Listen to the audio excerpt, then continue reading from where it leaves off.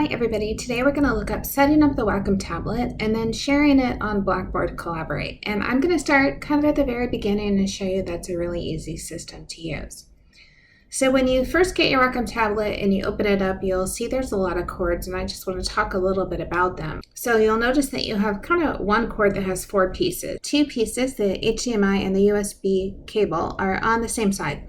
And you have to plug those directly into your computer. So if you have a docking station, because you have multiple screens, you cannot plug them into the docking station. They have to go directly into your computer.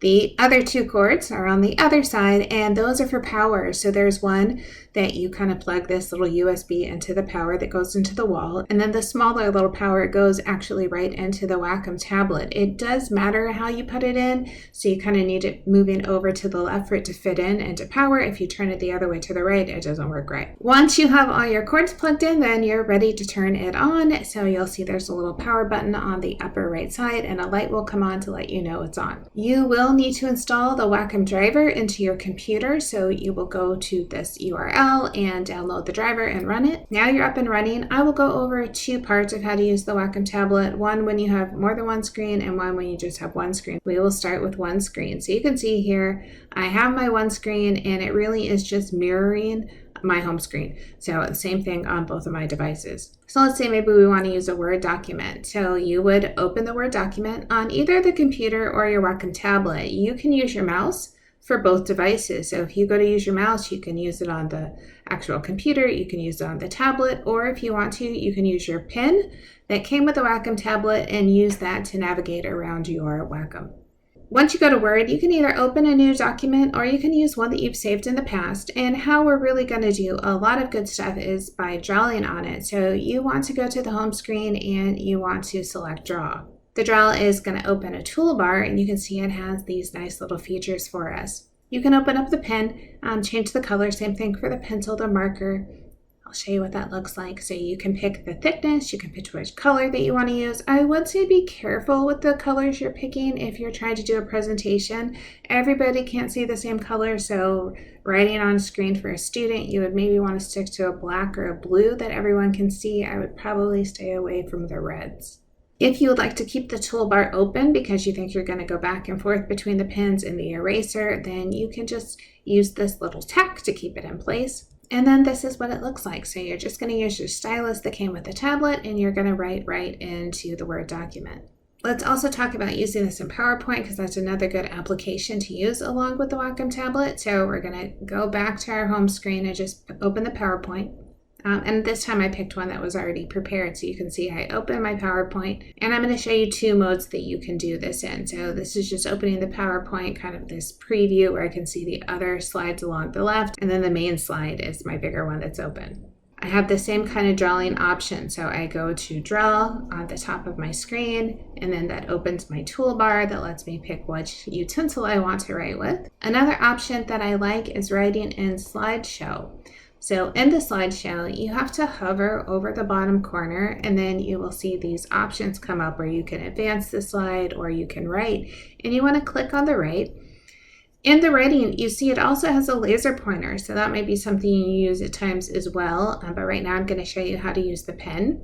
You can tell, just like before, it gives me choices for colors, and that also is where the eraser is at. So if you make a mistake, you're going to hover again to get the eraser to come up.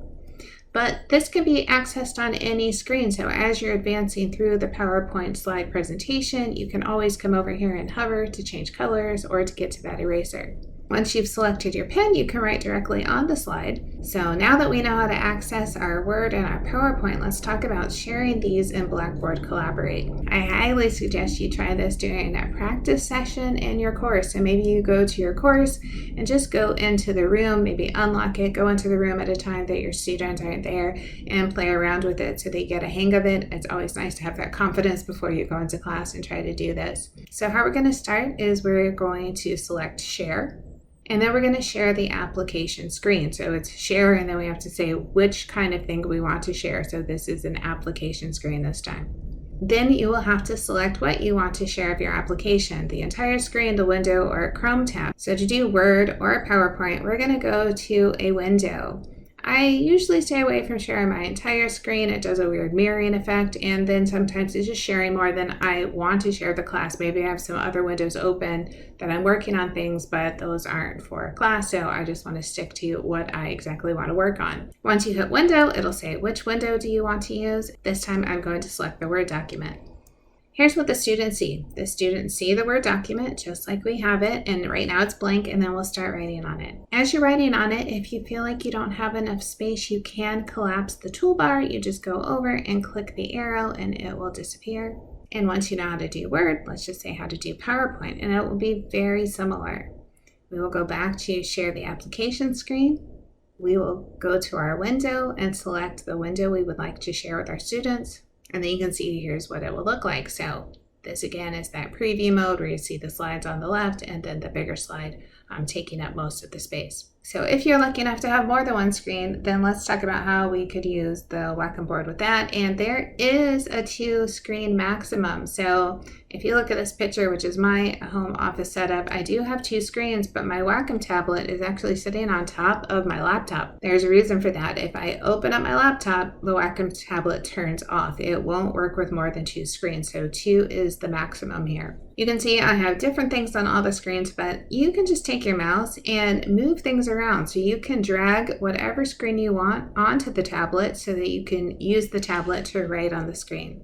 So here I'm showing you where I have dragged something over onto my screen, and you can see what's on my right monitor is also down on the Wacom tablet so that I can write on my Wacom tablet and see what it looks like on the screen. Now, this is important. If I could just write on my actual screen, I would do that, right? But it's not a touch screen. So this touch part of the Wacom tablet is what makes it so useful so that we can communicate and write things down and not have to rely on typing. The big difference I see in sharing when you have more than one screen is that you can see on this picture, I have screen 1, screen 2, screen 3, so you have to identify which of the screens you want to share. Just as one last thing about sharing PowerPoints, I wanted to side by side show you the difference between sharing where you have that kind of preview mode where I can see the other slides, that's on my left side, and then on the right where I'm in slideshow mode and I can see everything. So if you find that you write big, I know I write really big, it helps me to have that whole screen to write on versus the smaller screen, but they both do the same job of writing things down. So I hope that helps. Good luck.